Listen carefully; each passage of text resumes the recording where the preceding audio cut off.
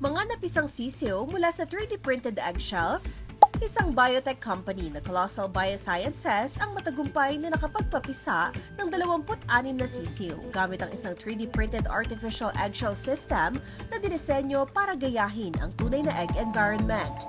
Ayon sa kumpanya, posibleng magamit ang technology na ito sa hinaharap para makabuo ng genetically modified birds na maihahalin tulad sa extinct species.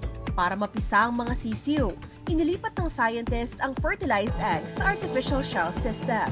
Nilagyan din ito ng calcium na karaniwang nagbumula sa tunay na eggshells habang patuloy na minomonitor ang pagdevelop ng embryos.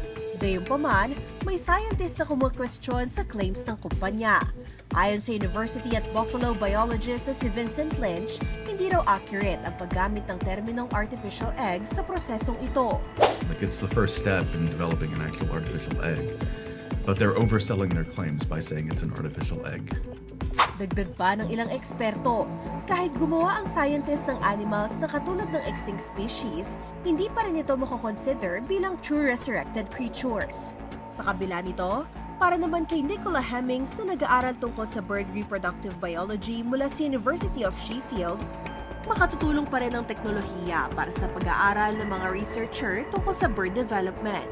Pero para sa kanya, mas maigi pa rin ituon ang conservation efforts sa pagprotekta sa endangered species na nabubuhay pa hanggang ngayon.